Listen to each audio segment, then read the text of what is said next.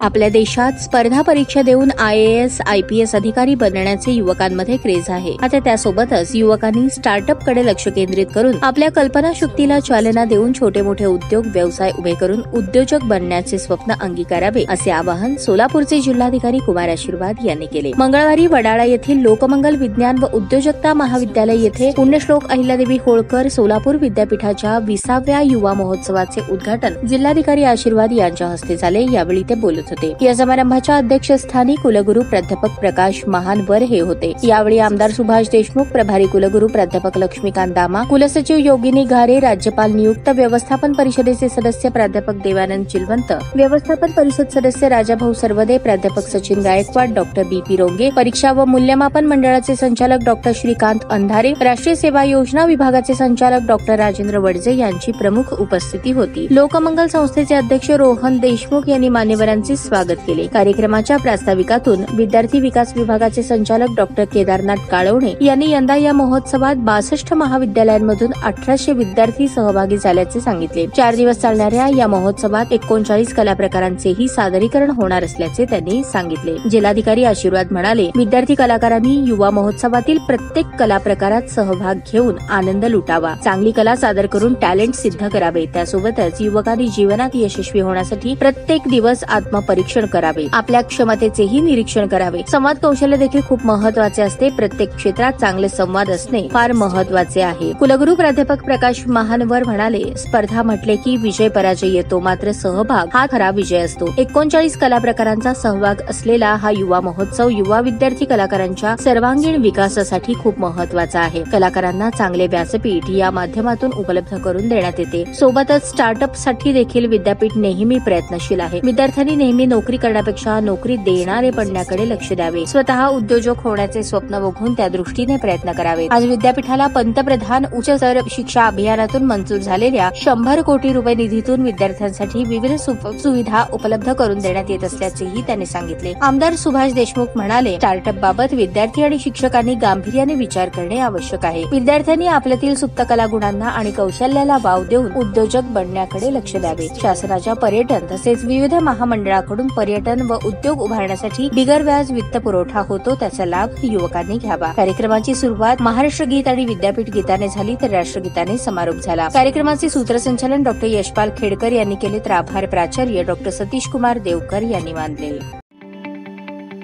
ताज्या बातम्या पाहण्यासाठी प्राईम महाराष्ट्र न्यूज चॅनलला सबस्क्राईब करा।